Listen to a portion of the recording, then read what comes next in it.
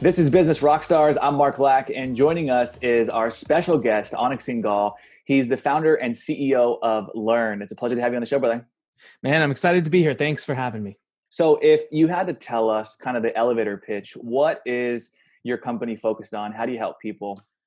Sure. Yeah, we teach, empower, and facilitate entrepreneurs all over the world. So our job is to bring education, connection, and a network to those who are not only succeeding as entrepreneurs, but we love those who are just looking to become entrepreneurs, a little lost, a little alone, don't know what to do, need that support. That's what Learn does. So not just training, not just education, but actual connecting and facilitating relationships between these people. And what's so special about what you guys do and why I'm so excited to have you on to share with our audience is right now, more than ever, people can really benefit from what you guys do. Everybody's shifting online. Everybody's trying to figure out this whole digital space. How do I run a business online? How do I make money from home? So I'm excited to dive into just the wisdom that you have. But I did tell you before the camera started rolling, I said, before Anik Singal was the guy who's not only worked with some of the biggest entrepreneurs on the planet, you've done hundreds of millions of dollars online. Take us back to the beginning.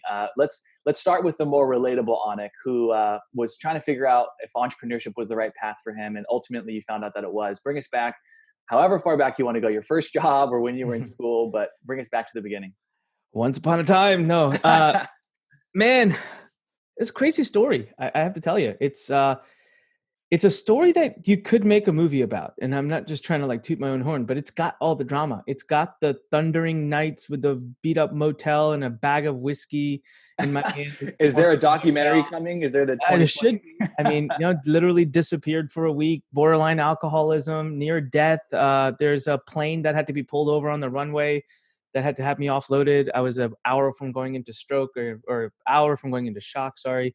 I've had angelic moments, people that have intervened whose names I don't know, who have done things that I can only believe probably God had his hand in. I mean, it's got the full thing, right? But if you want to go back to like where the journey began, um, I'll start with this. I'm Indian. I'm brown. So I was on a one-way street to becoming a doctor. That's what we do. I don't know if anyone's ever been to a hospital, but when next time you do, go look around. It's a stereotype that we happily embrace. So there's no offense. It's, we come, I mean, in my own family, there's doctors everywhere. Here's how I connected that. It's very simple. I'm young. I had one thing since I was a kid. I knew I want to be wealthy. I want to have it so that money's not an issue. I want to give back, by the way. When I was 7 years old, I told my dad I want to build schools when I grow up. I want to build schools for children who live in the slums and all. So I was always a good kid, but I understood money opens doors. And so I looked around, said, who's got the nicest houses? Who's got the nicest cars? Who seems to have the most respect in our community? Doctors. What am I going to become? A doctor. Now, I worked real hard. Here's the thing. Throughout high school, I had a great 4.0 GPA. Okay. Now you're thinking, wow, Anik, you're a smart guy. I'm not. There's rarely a room you put me in where I'm the smartest person in the room. However, there's rarely a room you'll put me in where I'm not the hardest working. I'll outwork everybody. And so through high school, I just worked really hard. I had a great GPA. I got into an amazing program that is only 60 people all over the world get into. It's such a good program that they pay for my school. They pay for my books. They actually pay me a stipend to go to college. And within the first 2 weeks of my undergrad, I had Harvard recruiting me for med school eventually. So I'm on a set path, man. I am on by far the best. I won. I have won the lottery of life. I'm going to be amazing doctor, rich. My parents are like, yeah, this is awesome. Literally 5 days into the semester, first semester, freshman year, 5 days in, my eyes open. And I said, oh crap, what have I done? I hate this. If I have to go to one more bio class, I'm going to stab my left eye out. I can't deal with this. What did I do? I'm having claustrophobic feelings, right? Because that's it. I sold my life away. How am I going to get into this or get out of this? So that was a moment where I said, okay, well, if this is not what you want to do, what is it that you want to do? And I'm laying in bed, by the way. This is a true story. I'm laying in bed thinking this, and I have a flashback, right? Again, go to movie moment, and it shows you like X years ago, third grade, lemonade stand outside my house. But here's the irony and the pivot. I'm not running the lemonade stand. I hired second graders to run the lemonade stand. I'm inside watching cartoons. At the end of the day, they would come with a little carton of change and coins, give it to me. I'd count it up, give them their share. So they're running my business for me. And I'm thinking back and I'm like, that was cool. And I remember as a kid, can you believe I actually remember earning 170% more from my automated lemonade stand than I did in my allowance. And I remember as a kid thinking, man, I make this much money and I got to work like an hour and a half to 2 hours a day, clean, scrub like this. And I make this much money. I don't do anything. Like I just, collect the bills and pay the bills and collect the money. So I went back to that moment in college and then I thought to myself, well, what am I? Oh, okay, great. You want to own a business? You want to start a business? Who the heck's going to show you to do that? What do you know about that? One thing led to another, finally sophomore year, through support of my friends, I mustered the courage to tell my parents that I wanted to take this huge leap. I wanted to leave this set life that my parents were so proud of. I mean, they were glowing, full ride, this, that, Harvard's calling me. And I want to venture to a different university. I want to study business. I want to have my parents pay now $20,000 a year for college. I lost my full scholarship if I do this. And I want to go into a world where nobody in our family can support me or help me. I thought my parents were going to be like, this is crazy. No chance. You know what? My parents are so amazing. They said, son, it's your life. We are here. We are with you. We will support you. Do what you need to do. They did say, we don't agree with you, but we'll support you. Which is so special because most parents, it seems like, wouldn't do that. My parents are just, I have tested my parents to the 18th degree so many other times. They're amazing.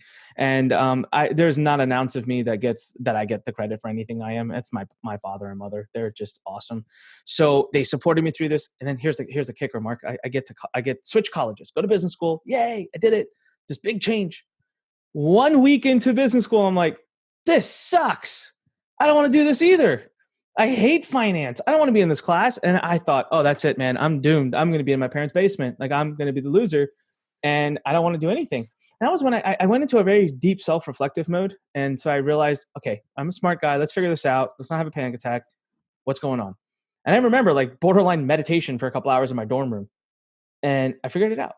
I didn't like the idea of sitting around learning theory, especially from those who hadn't done it. My entrepreneurship professor had never been an entrepreneur. I just don't get that. And that class cost me like $4,000. It's so ironic hearing your story because you said, I didn't like sitting in class learning. And then you made your company's name Lurn. Yes, exactly. However, if you go through any of our courses, all action-based. Yes. So at the end of every module, you're doing stuff. I hated school. It just didn't resonate with me. Yeah. So even right now, we are in the process of carving an apprenticeship program for those who want to learn marketing. Don't go to college and learn marketing. You know what? Come over. I went to college and learned marketing. Yeah. And then use none of it. None of it. I went to college and learned finance. You want me to do your books? I don't think so, man. Don't let me get anywhere close to them. So anyways, that was when I decided, okay, it's not that I don't want to go to college. I just need something else to keep me busy. So I started looking online. So this is what I did. I went to Google and I said, all right, how to make money. That's what I typed into Google, I swear. And Google does auto suggestion and it filled in online. And I remember thinking, sure, why not? Click that. That was what started the journey. But you know what? 18 months of me researching, being on forums. I started this before Facebook existed. I started this before Skype existed. I started this when Google was just starting.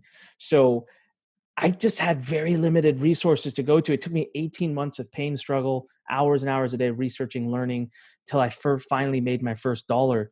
And that was when the trouble really started. That was when the journey and the challenges. I've had it all, man. And from there, I skyrocketed. I didn't need to get a job out of college. My first year out of college, I made $1 million. And I just kept going up and up and up. And then I crashed and burned. Oof, big time. 2009, 2010. 26 years old, fell $1.7 million in debt, took up drinking, was in the hospital every 3 to 4 months, have health conditions. I would internally bleed. I owed everybody money. My parents ended up having to mortgage their home that my dad spent his whole life paying off to save my butt, which is why I say most amazing parents, and I've tested them to the upteenth degree. My best friend, I had $180,000 to his name. He gave me $170. Lent me $170. So I was going down, but I was taking all my loved ones down with me. It was the most immature, crazy thing. I don't know what happened, but I know what I do. And after that, I had, everyone saying declare bankruptcy. I did not. I refused. What am I going to do? Declare bankruptcy and tell my father, sorry, come after me in court if you want. Like, no, I'm going to pay this back.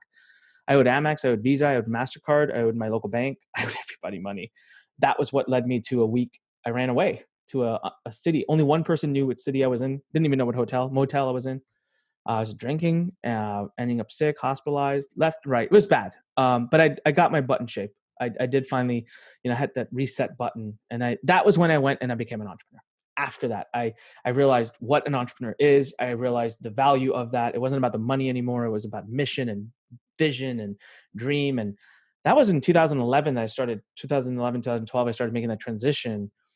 And man, it's been amazing after that. Have I had rough years? Oof, yeah, I've had I want tough years, rough I want to years. dive in on that with you though, bro. Is like, what was the cause of the what you refer to as like the crashing moment? You know, like the hero's journey. Why did that happen? Was it because you had success too fast? Was it because you were over leveraged? Because I'm sure there's so many amazing lessons within that, but I want to make sure Mhm. that we don't skip over that for the listeners. Like, what was the real root cause that you can look back on and say it was because I was over leveraged, it was because I was brand new and I made too much money too fast, it was Mhm. because of what, and then what Yeah, was some lessons? it's funny. It was a little bit of all of that. And so, first of all, I was never the kind of kid to make money and go buy gold chains and fancy cars. I didn't. I was very much all about invest back in business. I had my head on straight. So even at age of 23, 24, I had one car, one nice car, and I barely had time to drive it. I was traveling 70, 80% of the year. Here's the irony. Remember how I was scared I'd end up in my parents' basement as a failure? I actually ended up in my parents' basement, but as a tremendous success. I didn't have time to find a house. I was traveling 80% of the year. So when I came home, I wanted to be home, right? Home cooked meals, laundry, everything. So Yeah. what was the point of having a place until it got a little ridiculous? So I was like, all right. Then I went and got an apartment, by the way, 20 minutes away from my parents. And guess where? I never stayed at my apartment. I still just came home all the time. But I wasn't a spendthrift. Here's what got me. I had the golden touch complex. My arrogance got me. So essentially, sorry, one second. So essentially, what happened? Okay, so everything I touched would turn into this ridiculous success. Everything I touched would turn into success, and so I got bored. I had this system I was doing. It was simple. It worked. I was scaling. I grew a company all the way up to $10 million a year. I had 3 offices. I had all these employees. So I had I had this idea of what a CEO is, right? That front cover of Fortune magazine, sitting back, private jet. I'm not supposed to do work. Got to hire people, hire VPs and directors. I don't know what they do, but it's fancy titles. Let's get people involved. Let them do the business. I get to sit and pose for magazine covers. That's what I'm going to do. And so I'm on an elliptical machine, and I have this idea, this brilliant idea, and I knew it. I was like, that's it. I'm done doing all this affiliate marketing stuff, this email list building stuff. All this is ridiculous. I'm playing in a kiddie pool. Time for me to level up. I'm going to go build a technology company. You know what I'm going to do? I'm going to commoditize education. I'm going to make it so that people all over the world who know something, who are talented, who are skilled in something, they can take their knowledge and they can package it online in an online platform.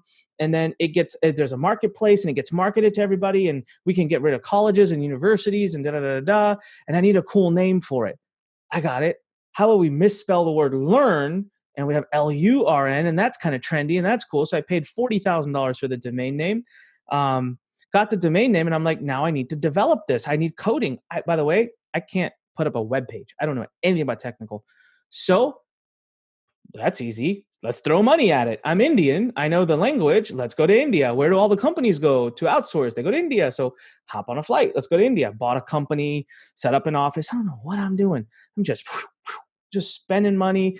I have no idea what the heck it means to be a CEO. I just don't understand management. Start pouring money into this stuff off of this big vision, this grand vision I have. Okay, 2008 happens. Market collapses. I'm looking around. Doesn't really impact our industry right away. I'm like, I'm Anik. Ain't going to impact me. I'm good. 2009 starts to impact our industry big. Revenue starts to plummet. But I don't make changes. When there's a problem, throw more money at it. I start hiring. The arrogance. Revenue's dropping. World's melting. I start hiring. I build new offices. Start bleeding capital, bleeding money, lending money, borrowing money. And at no point here did this simple concept of, hey, listen, expenses, revenue, even amount. All right. One way is good. The other way is super bad. And it was just the immaturity. My mentors are trying to tell me stuff, not listening.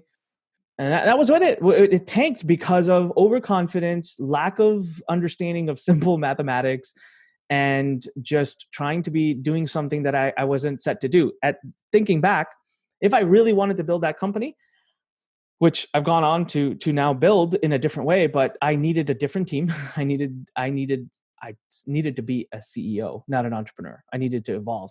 Now, here's the funny thing. And so this is how I console myself. The company I was planning to build eventually, what happened is this is like a week I'm shutting down everything in India. I'm shutting my operation down. By the way, I don't regret my India operation whatsoever. Met my wife there. She was our head of HR. Totally against the rules for us to date, but that's okay. I had her fire herself later, and so we got married. But on the last week, when I was like, it was painful, man, to know that I was shutting everything down there. She comes, of all people, to deliver this news to me. She comes running into my office with a laptop open, and she's like, "Have you seen this?" And she puts it in front of me, and I'm like, "What is this? What's this Udemy?" Udemy. They literally, three guys sitting in Turkey had built exactly what I had thought about in my head this whole time, what I wanted, and I couldn't get it out, and we were ready to scrap the project. So I console myself knowing, look, Udemy is a multi-billion-dollar company now, valuation-wise. The idea was right. I was on the right path. I just didn't tactically execute. And so I learned my lesson. Now Lurn has become my real passion, right? So we are an education platform. We are going to be much more than that, but for a niche, a market that I love, that I can spend the rest of my time, the rest of my life talking to. So I know I went on a really long tyrant there, but basically the key being I had a system that was working. I abandoned it, made really bad management decisions, and poured money in and didn't do the math of expense versus revenue, and quickly imploded everything I'd worked so hard for. Which there's so many things we could continue down the rabbit hole in that conversation, but I guess one of the silver lining moments is the fact that in that chaos and in that adversity, you found your wife, which is, you know, one lesson that I always try to say. Whenever you have like the deepest, darkest moments of your life, there's usually a couple hidden lessons and gifts within there, and it sounds like one of those was finding your wife, and then obviously all the other things that you listed off. I would say um, I love the fact that you shared that and that you did have the right idea. And I think so many people see somebody have an idea and then somebody else, takes it and somebody else executes it. And that's what it comes down to is, right? Like execution is everything. And you guys have gone on to ultimately crush it. So for people who do have an idea and they're just wanting to get started, what would you say are some of the first steps entrepreneurs can do to actually start to execute? Is it finding a mentor? Is it having a business plan? What's the Hmm. first thing somebody should do if they actually want to execute a business successfully without crumbling? Yeah. Well, I'll give you a few because I'm not sure which order or what I would do. So, let me just tell you, I'm in the middle of launching a new company right now. This will be my seventh company. If you include my nonprofit, this will be my eighth. So, seventh for profit plus one nonprofit that we have. And when I decided to put it together, the first thing you do is you restructure your definition of what an entrepreneur is. An entrepreneur is not a risk taker. An entrepreneur is not a risk taker. This is some kind of societal messaging we've got in our heads, and it's leaning to people being bankrupt. I was watching this YouTube video once. It totally changed my perspective years ago. I wish I'd saved it. I can't find it again. It was with a billionaire. It was an interview with a billionaire, and something she said to the billionaire, the interviewee, she was like, the interviewer, she said, how do you take all these big risks, and people are scared of it. How do you sleep at night or something? She said. And he started laughing hysterically. And he's like, I don't take risks. He's like, you don't understand. Like failed entrepreneurs, bad entrepreneurs take risks. He's like, I don't go into a project unless I know 80-90% certainty I'm going to make money from it.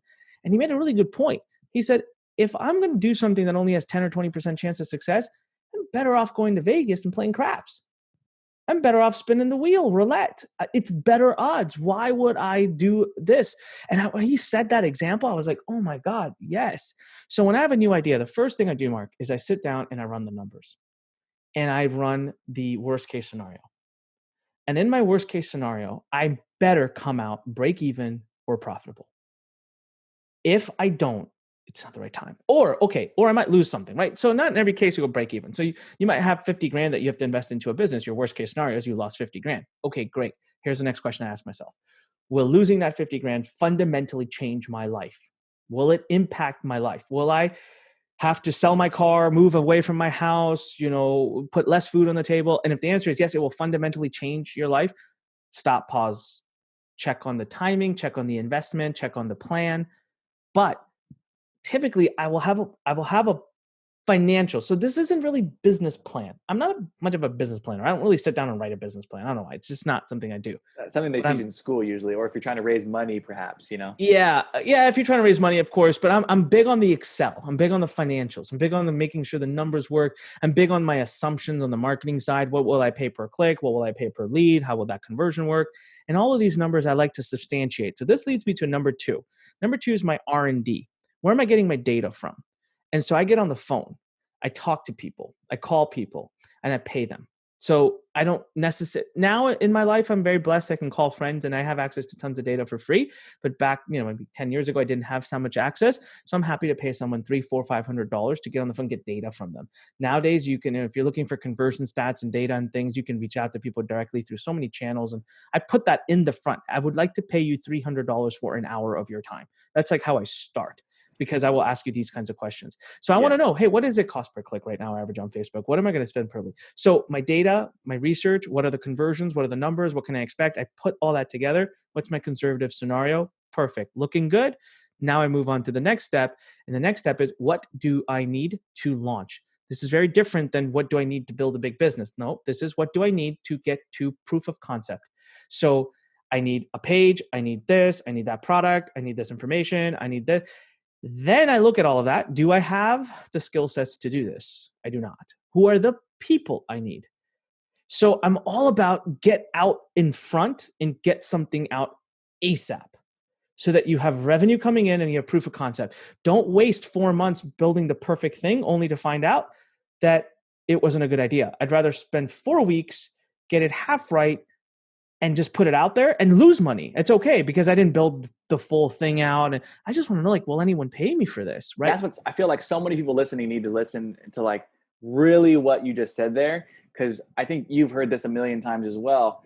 Having coached, I think you said 250,000 people you've had the opportunity to coach and mentor, is like, most people try to get it perfect before they release it. Most people try to get the website perfect, the logo perfect. They try to build the entire product out and get it just right. And then most people, as you know, they drop the ball on the marketing and the selling. They build it, they think they have it perfect, but then they can't generate sales. And people come to you and I for many things, but marketing and sales is a big one. Yeah. How do I market and sell this? I have this amazing product. It's better than everybody else's, blah, blah, blah, but I can't sell it. And so I love that you said that. It's such a simple formula, but you got to get it out there and test it. You got to get it out there. I call it the JGE, just good enough. My students hear it all the time. Just good enough. Lose money the first month. Who cares? Will someone at least give you money? Hey, I go as far as, you know what? I learned about this concept from my mentor, let's like 14 years ago. Blew my mind. Silicon Valley does this all the time. They call it vaporware. Okay. When I learned about the concept of vaporware, I was like, holy crap, my life has changed, because vaporware is basically, you got to raise money from investors without having a software. You can create like a series of just images that you click in the perfect place. It makes it look like it's software, but it's not. It gives the investor this feeling that they get it and they understand how it would work. So I decided, for example, I'm going to build an online business. I want to know what it will cost me per lead. All right. I want to know what it'll cost me per lead to get someone. So you're a financial planner, let's say, and you want to know how much it'll cost you per lead to book an appointment with you. And you're sitting there thinking, well, I don't know. You know what? Dude, throw up a page, pay some kid $300, $400, $500, throw up a page and throw up a calendar invite and throw up some ads, spend $500, and get real data. You may not even have your product ready. You may not even have your service ready. As a matter of fact, when they book an appointment with you, the next minute, just cancel the appointment. Literally be like, sorry, it was booked by mistake. We're not ready. We're not taking more clients, and just save their information, reach out to them later. $500 flush down the toilet. That's awesome. Your assumptions now, you will know the cost per lead. You will know the cost per click. You can backtrack that number and have actual evidence numbers, hard-coded numbers to make your estimations on. So notice how data-driven I am. When I'm launching a new company, it's all about the numbers and data. It's all about making sure I have a viable business that stands a chance. So, and then get it out in front of people in this most imperfect way possible. I have an imperfect product, Mark, that I launched 2 months ago, maybe a little 2.5 months ago. It's totally imperfect, man. I mean, it's a little bit like, I feel like, it's, the product is great. The UI, the usability, you know what? In its state of imperfection, we've done $330,000 in revenue with it. Wow. And the students are super happy with it. So now I got that budget, 330 grand. That's a lot of profit in there too. So I can take that budget, hire a new designer, hire a new person, put them on it and put them devoted, dedicated. And I know I have a big, that property is going to turn into probably about 3 to 5 million a year. But I know that now. You look at my eyes, there's no doubt, because I got it out, got the numbers. I know what I'm doing now. And now I can scale. So yes, you got to get it out there in front of people. And last but not least, the people involved. Do you have the right people? It's super important. Don't be emotionally attached to it. This is the last point I would say. If the data is not right, if the numbers don't look good, don't drag it on. Let it go. That's It's where people huge. go bankrupt. Yeah, they just can't. I found that it's got part of it to do with the fact that they don't want to have a failure on their, to their name, to their brand. Another thing I found is people don't want to have to go back to their significant other, their friend, their investors, if they have any, their team, their family, and say, that business you told me I shouldn't have started, it didn't work out. And I find Yeah. that's what scares a lot of people. And it sounds like you've definitely gone through this in your own way, but like, even if people are supporting you, you don't want to let them down. Even if people love you, but they told you not to start it because they think that's in your best interest, you don't want to make them right, because you don't want to be wrong. But what I found is, instead of getting caught up in what people are going to think about you for that business, just know that if you're committed and you never give up, it might be 3 businesses from now, but you will be really, really successful. I mean, heck, everybody thought Jeff Bezos was crazy for Amazon, and everybody thought, Walt Disney was crazy for Disneyland. But, at the end of the day, I love that you said that, because so many people are afraid to let go of the business for those reasons. But I found that, like, if you just move on to the next thing and the next thing and you never give up, a lot of the times it's just timing. Like, it sounded like for you, that was one of the things. It was like, when the timing lines up and you find the right people, when the timing lines up and the market is ready for the product that you have, timing is really big. Something that you kept saying again and again was running ads. And when I talk to businesses all the time, they don't run ads. They don't understand. They don't. Number one, they don't know their numbers. If they knew their numbers, they would definitely be running ads. But on that note, what are some of the best platforms? Because I mean, when people are trying to figure it out, I guess the obvious one that everybody hears is Facebook. But us personally in our company, and for a lot of our clients, we're seeing Google, YouTube, even LinkedIn could be really good options. But from your perspective, what platform should people be on? Obviously, it depends on their audience and their product, but like, agnostic, anybody, what platforms do you recommend people advertise on? Facebook and YouTube. Simple. These are the two that you can't go wrong with. I'll give you the biggest difference. Facebook, you can swing out the gate and do really well pretty quickly. Now, got to know what you're doing. I'll tell you what. What's that? You could easily lose a lot of money. You can, but it's like this. You ever seen those funny videos of people in the gym that are using a machine totally not how it was intended? Yeah, throwing out their neck and their back. Yeah, they're like using the leg press with their neck and doing all this thing that they got in there, bended themselves, and made it look kind of like maybe that's what you're supposed to do with it. The machine's doing its thing. They're going to wake up the next day with a really bad headache or a really bad neck ache, because that's not how it was meant to be used. And that's what I see a lot of entrepreneurs will go into Facebook. The feature is there, but how you blend into it could make a complete difference about how it turns out for you. So it's not Facebook's fault, it's the user's fault. So it is important you take time to learn it, or you get someone who knows it to do what you're looking to do. Facebook is much more forgiving to brand new advertisers if you can get past the compliance issue, which is a separate topic. But their pixel can learn faster. They're better that way. Google, I love Google.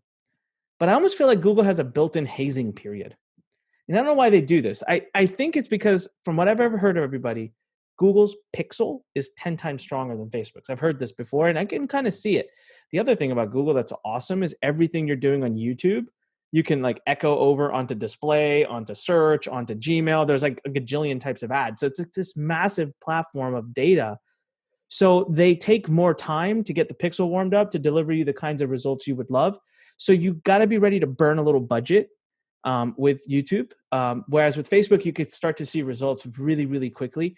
But these are both amazing platforms. When you said most businesses don't run ads, I wanted to pull my hair out because I deal with this all the time. Man, I love ads. It's so easy. You just need to put time up front to get a funnel that's working. And then it's like printing money. It's like dollar in, two out, dollar in, two out, dollar in, two out. Like, why wouldn't you do it? it's ridiculous. It's crazy. Like, it's what's led to the biggest growth of my company. And I say this with so much confidence, but like, as of 5 years ago, I wasn't running ads. It was scary. I was doing everything I could get to free traffic. And then I figured out ads in 2016, late 2016, and business And just has exploded. And I think the reason why is because you said one of the first things you need to do is know your numbers. And the Yes. only reason you would not advertise is because you don't know your numbers, Yeah. customer lifetime value. You don't know your transaction value or the transaction customer acquisition cost. So, for example, like you said, dollar out, $2 back. That's an ideal scenario. Mhm. Hypothetically, if you were going to sell $1,000 product, how much could you spend to get that person? Well, worst case scenario, $1,000, Yeah. and you break even. But if you know that customer could be worth $5,000 to you in the next 2 years, would you spend 1,000 to make five over 2 years? Of course. Yeah. So the one thing that I find people struggle with a lot is, okay, cool. Maybe Anik and Mark just talking here have gotten me excited. Maybe I do want to dive in, or maybe I'm already doing ads. Should people try to figure out ads themselves? Should people hire somebody, or should people hire an agency? Three different scenarios. Oof. All right. I know there's a lot of missing variables to There's like. so many variables. Yeah. Okay. Here's me. I love ads. I'm data driven. Works. I'm an analytical person. Makes sense to me. I enjoy it.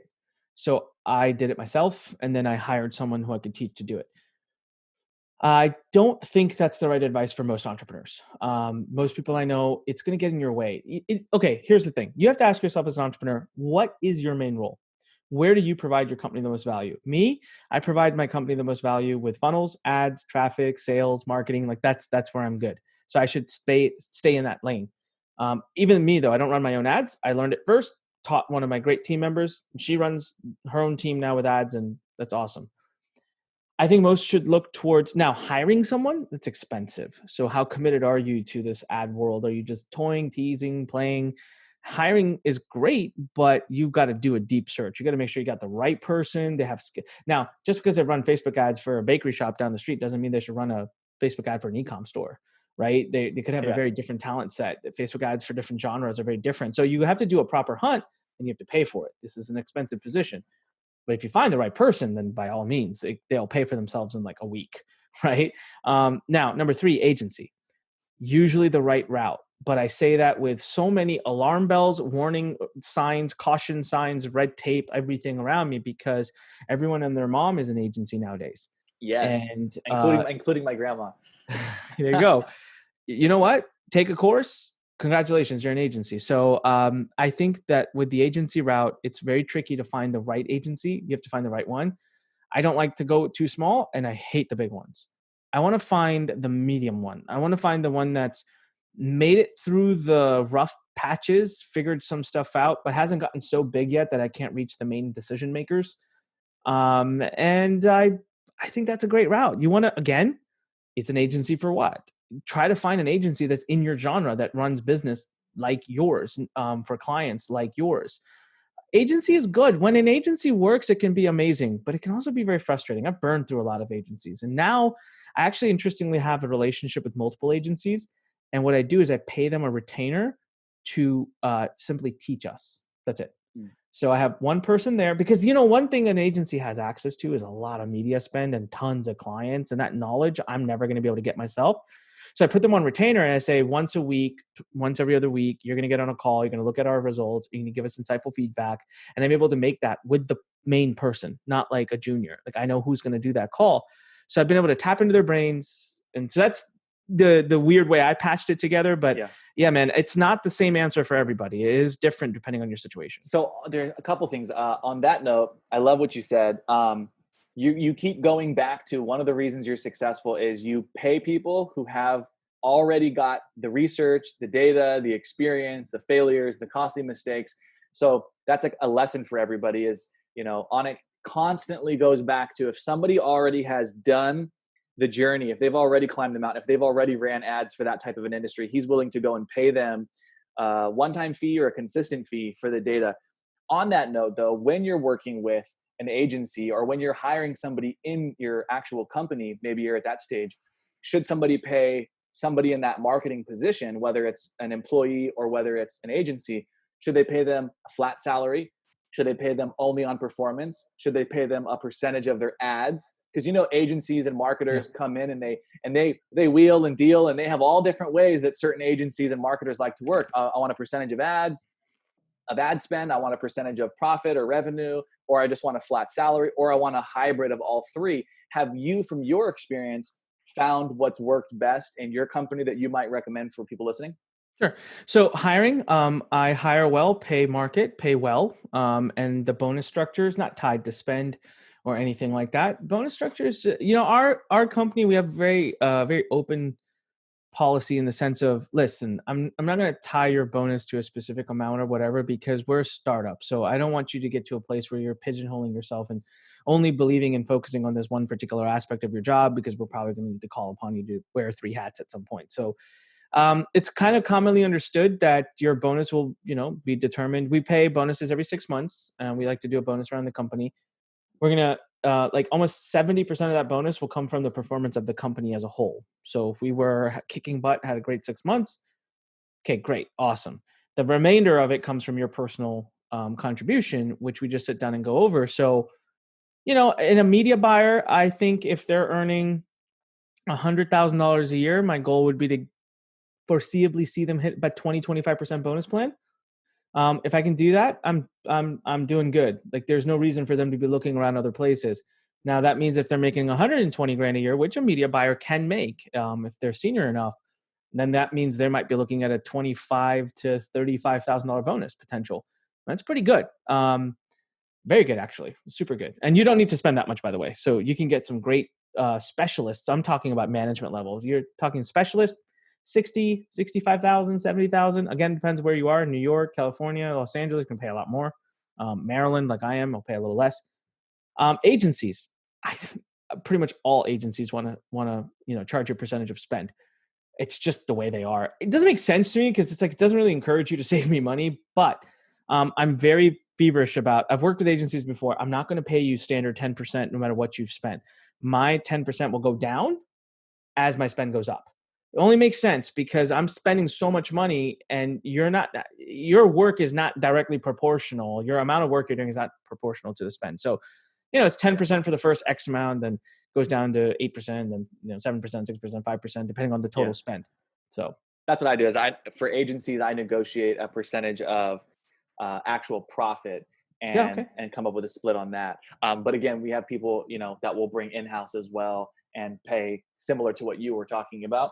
I want to shift gears a little bit. One of my big passions, as you know, is the power of personal branding. I think that whether you're an employee, whether you're an entrepreneur, a business owner, a professional, I think the most under leveraged, underutilized asset that we all have is actually our personal brand. You know this. You've been able to generate hundreds of millions of dollars online by leveraging your personal brand in some capacity. You've kind of been the face of the Lurn company. So for people out there, why do you think leveraging your personal brand is important, and how has it actually helped you really create the success that you've had, if it's played a role? I don't want to say that it has, but I know Mm, we've chatted before, and you've said, Anik's kind of been the face of Lurn. I know you're actually trying to, I think you said, move away from that so yeah. that Lurn can be kind of a standalone thing, but you have gotten it to where it's at by leveraging your personal brand. So why is it important others leverage their personal brand, and how has it helped you? Because first of all, very important. It's helped a ton. And you're right. I am in the process right now of separating. So I'm not gonna destroy my brand, but I'm just gonna pull it out. That's the Anik Singal brand. Lurn is something different. So even right now, we're literally in the middle of redoing my podcast and the website so that my podcast will go towards oniksingal.com. It's my podcast. It's not the Lurn podcast. Lurn's podcast would look very different from, which we'll release soon, but it's very different. My podcast is all about me and my rants and my thoughts and what I'm interested in. It's a very selfish podcast, which delivers tons of value, but it's all about me. It's not about Lurn. So I've started to create that dichotomy, even inside of Lurn. Hey, I am the CEO of Lurn, but I am the lead educator in two sectors, and that's it: email marketing and copywriting. Everything else, I'm not the best at. So I would go out and find experts who are the best at it. So that's what Lurn is very quickly taken on its own brand.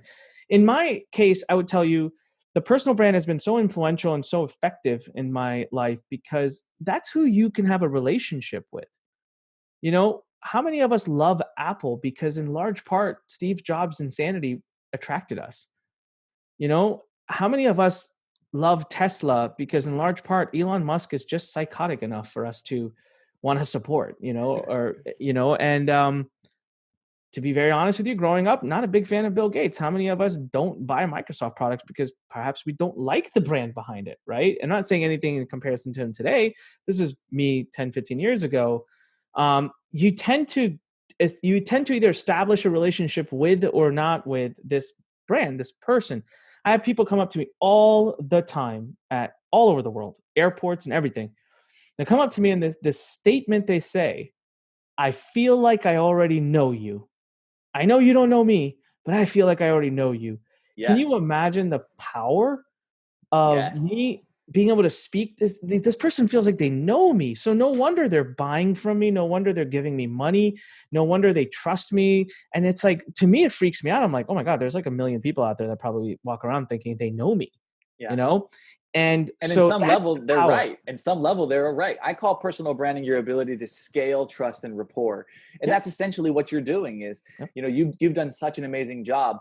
Um, Ironically, I was doing some research, just kind of feeling out like I always do any information I can pull online before I interview anybody. And while I'm like researching you, it's funny, your ads are like popping up as well. So it's like, you're just doing such a good job of leveraging your personal brand for people out there who are on the fence and they're like, but I don't want that. Maybe, Anik, I don't want people to know who I am. I don't want strangers. How could that impact my family, or how could that maybe negatively impact me? Because I have my own answers. I deal with that all the time. um, what would you say to somebody like that who has the limiting belief?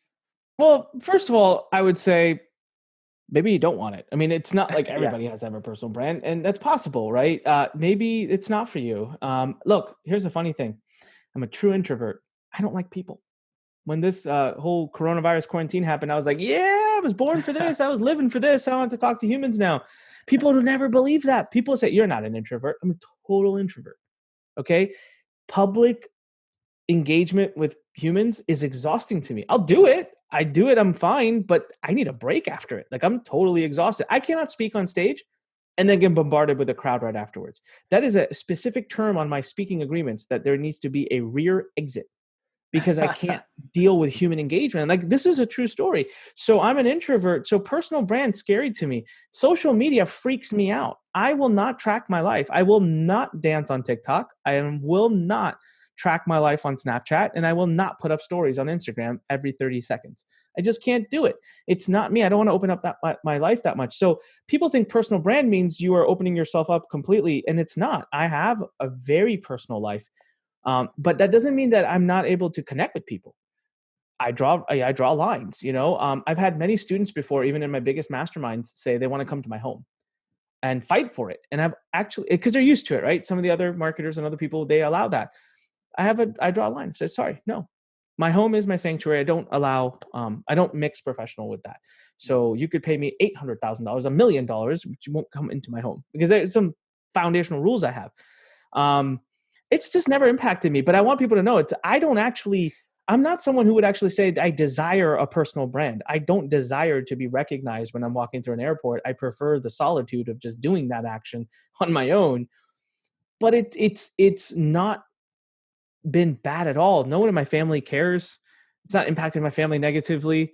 The worst thing it's done is it's had my nieces and nephews write school reports about me, which is awesome. That's endearing. Yeah. They talk about their uncle, right? And so it's not bad at all. It's fun, man. I mean, by doing this brand, you get to connect and deliver to people. Like, it's a service.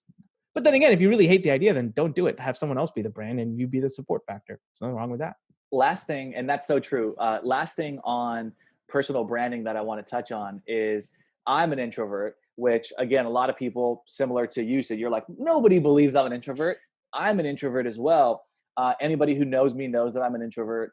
I mean, even when I was actually with you at your event at WebinarCon, like, I'm pretty quiet. I stay with the clique and the group that I already have rapport with and am friends with, but I know how to turn it Mhm. on an interview or on stage, or if I'm going to network with people and I'm at an event, like, I know how to turn it on. But some people, they get their identity so locked in and they go, well, I'm not that person. I Mm. can't be that. I don't have that skill set.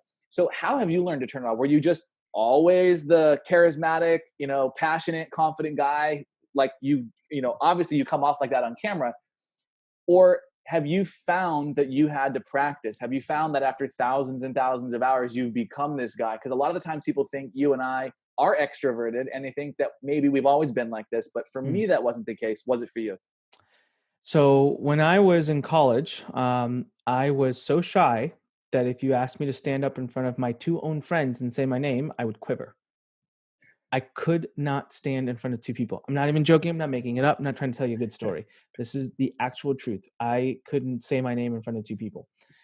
And what happened is I took on this position with World Financial Group, ironically enough. And I became an agent for World Financial Group, and I had a marketing director, and he apparently had studied a lot of NLP and decided that I was going to be one of his key subjects. And still friends with him till this day. He's a mentor of mine for many years. He did this thing. So every week we do these presentations, and all the agents bring in people, and someone is chosen to do the presentation. Well, he started creating scenarios and situations in which there was an emergency, and Anik Singal was the only one who could step up and save the day. He had me abruptly put in front of thousands of people to speak. When I swear, I've spoke once in front of thousands of people, and I thought I pissed myself. I genuinely thought that. I remember on stage finding a way to check because I was quivering.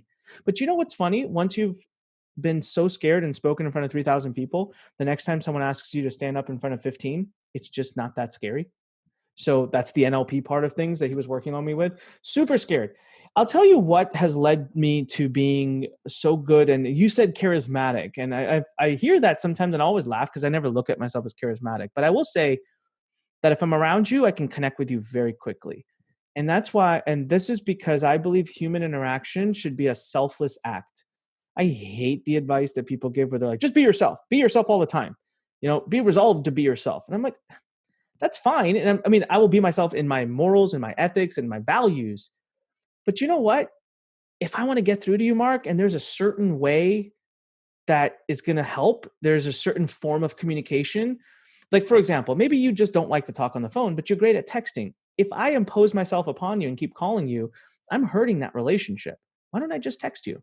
You know what, Mark? When we speak and you speak on a soft, calm, demeanor, I shouldn't come at you like this and go all over you because it's not going to work. So Matching here. I'm a chameleon. So when I'm around someone, I give them what they are giving back. And that's more NLP, right? I'm shadowing their behavior, their emotions. So I've learned this over time. I've learned to do this over time because what I learned was that the more I can connect with people, the more influence, impact, and the more results I can get from that relationship, the more I can serve them, the more they can serve me. So in the end, that's what it's about. So if this person, it's so funny. We'll be on a call, and then the next call, I'll talk to my friend. He's a 22-year-old, really successful entrepreneur, skater, very different, like very, very different. But when I talk to him, you'll see me use the dialect that he uses. And my wife has seen it and she's like, what the heck just happened? And it's innate. It's completely internal to me. I don't even realize I'm doing it. So I was never like this. I was super quiet, super shy.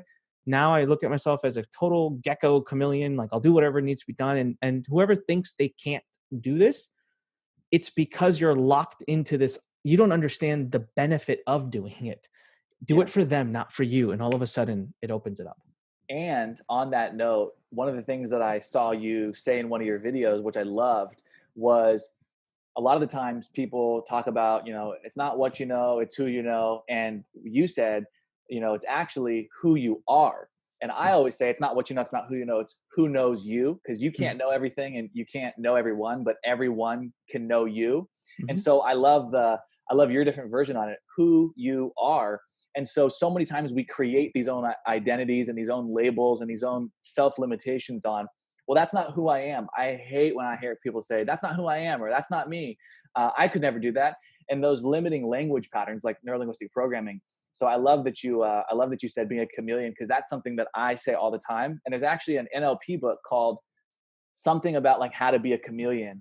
Yeah. And it's one of my favorite books on NLP. It's like literally how to be a chameleon. So I love that you brought that up. I want to wrap up with some quick little rapid fire that I'm going to throw at you. Anik was not prepared for these. These are not super crazy, but just some little random fire ones. Give us a total random fact that most people probably would not know about you if they were just following you or looking you up online. Random fact about Anik. Check me out on IMDb. I made a James Bond spoof film. I'm an official producer, actor. I played the role of James Bond. It's a 45-minute movie. I got to do the iconic shoot a car, blow it up, 120 people, set, scene in India, 2-week-long production with a director, action director, actual Bollywood celebrities in the movie. I got to play Bond, man. Made that dream come true. Wow. I took note of that. It's called The Lethal Commission. Go to YouTube. Check it out. The Lethal Commission. That's epic. Okay. If you could have any superpower, what would it be? Man.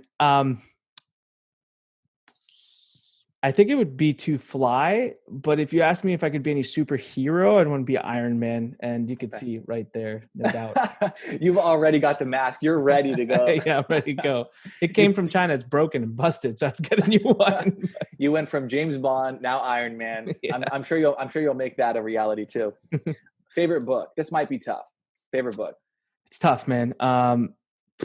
So not to sound. You could rifle off 3 if you want, because I know sometimes it's so hard for me. So I got to tell you, the Bible has really changed my life. So I always like to make sure I put that out there in front of people. Yeah. Think and Grow Rich has really impacted my life. Rich Dad, Poor Dad. I mean, yes. I know you and Robert. Yeah. I mean, Rich Dad, Poor Dad, first book I ever read, man. I only picked it up because I was skipping school and I went to Barnes and Nobles. That's what I did in high school when I skipped school. I went to Barnes and Nobles and I was really pissed off at my dad that night. It was like from the night before. And I saw Rich Dad, Poor Dad. And I was like, yeah. Dude, that's so funny. I would ditch school all the time too. And most people would ditch school and do things they probably shouldn't. I would ditch school, go to the ocean, look at the mansions and listen to like Tony Robbins and Jay Abraham and stuff like that. So yours is still better than mine, man. I used to go pick up physics books in Barnes and Nobles. I don't know what's wrong with me. Picked up Rich Dad, Poor Dad. First book I ever read. Completely validated so many thoughts I had. And what's amazing is you, like me, have been able to go on and actually create amazing friendships, relationships, and partnerships with a lot of the people, like Robert Kiyosaki that you've studied. So that's amazing. Well, Think and Grow Rich had such an impact on my life, and then I've become such good friends with Bob Proctor, who's kind of like he carries that baton of that book, and so crazy, yeah. It's amazing. It just shows what's possible when you follow everything Anik's talking about. Last one, brother, is favorite quote. This one could also be tough. For me personally, I think that people, at least myself, we either subconsciously or consciously live by quotes and sayings, So are there any amazing sayings or quotes that kind of help guide you through your day? There's 2, but I'm the one who wrote them, so I don't know if they count.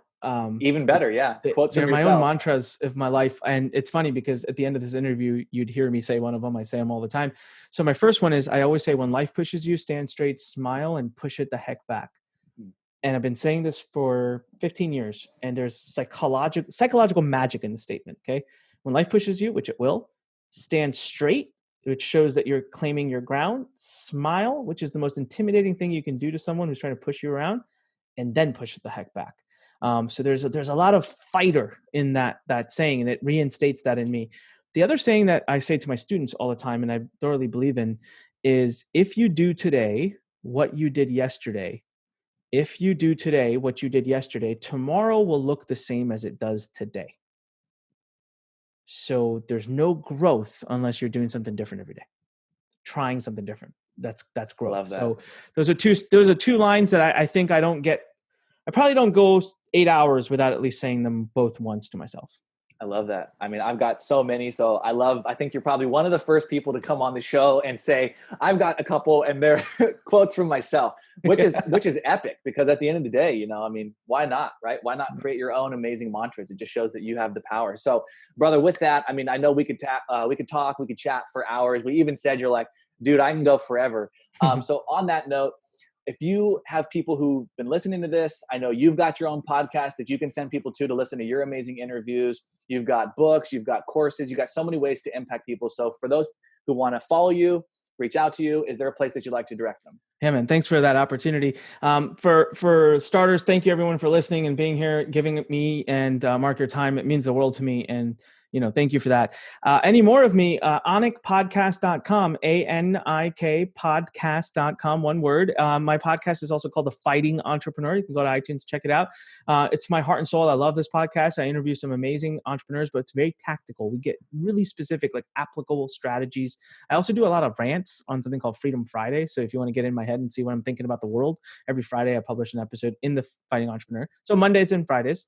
The other thing is, if you want to get some amazing education and plug into our community and get some of our courses, many of which are free, go to lurn.com, LURN.com. We have 380,000 entrepreneurs in the community from all over the world, and we're growing it to 10 million. So be a part of the movement. Come join us. It's free, and you get to learn a lot of really amazing things about how to start a business. I love that. Guys, Anik is incredible. Definitely follow him, check out his stuff, and appreciate you for coming on the show, brother. Thank you for having me. The biggest entrepreneur platform on the planet. This is Business Rockstars.